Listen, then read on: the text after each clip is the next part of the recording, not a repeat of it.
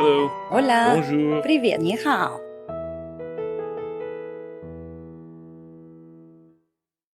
Hello and welcome to Language with Chu. If you haven't watched the last two parts, please do so that you understand a bit better where we're coming from and getting to.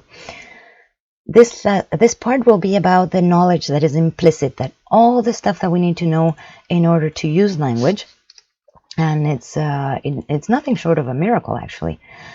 So all these things, remember, are things that you're not even aware of most of the time. Okay, they're implicit. First, you need to know sounds. And by sounds, I don't mean just a, b, p, t, etc., but also how to, which ones correspond to your language and how to combine them. And you have all kinds of little rules in your head. For example, if I tell you opened and looked, both are the past of those verbs, but opened sounds like a D, the D at the end, and looked is actually a T sound, a T. But you never thought about it maybe because obviously it's written with ed at the end. But those have to do with sound combinations, what your language allows you to do. So you have a ton of rules just for that, for sounds.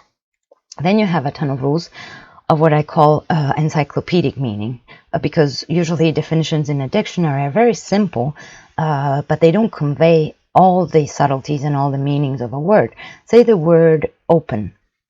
You can open a door, open the closet, open a drawer, open a book, open your mind, open up with somebody, etc., etc., etc. There's 100 of expressions with the word open that may not be in a dictionary, but that you know perfectly well what they mean and you use them perfectly well.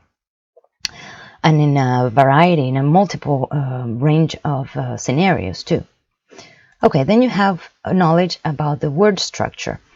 If I tell you the word teacher, you know that it comes from the verb to teach, and that the ER means a person who does something, right? Teacher, a person who teaches. But what about bestseller? Is it a person who best sells? No.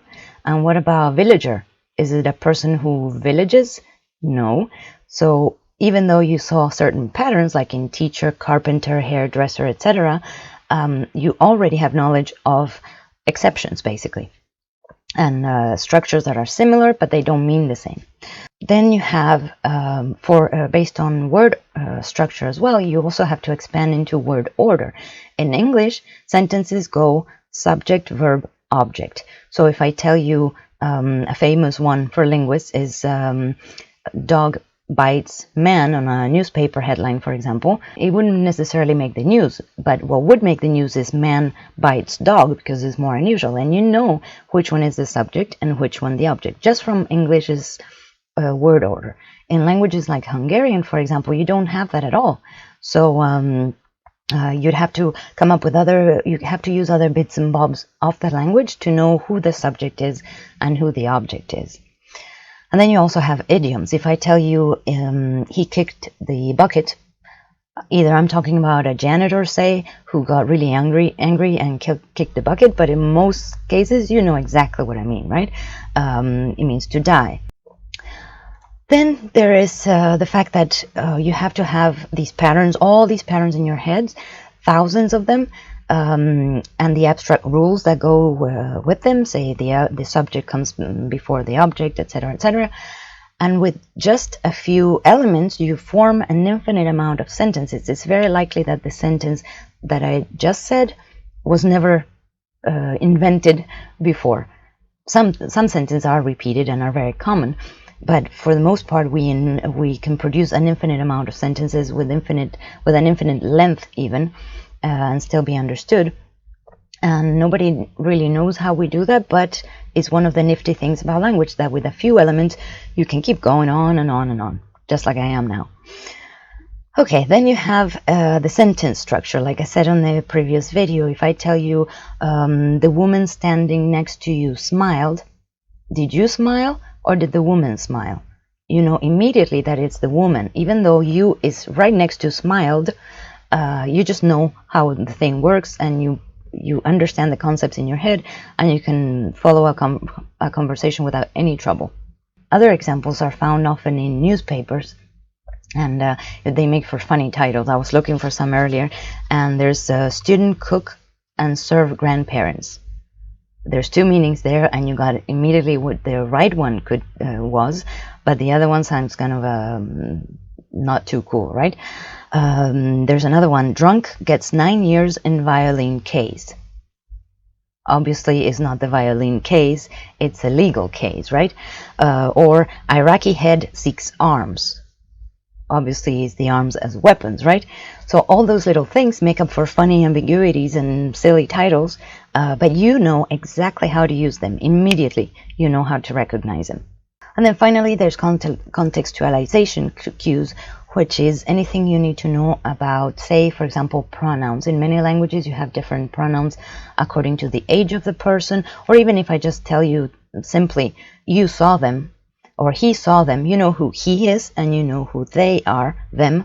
Otherwise, you couldn't understand that sentence. And I know you know, that's why I'm using these pronouns.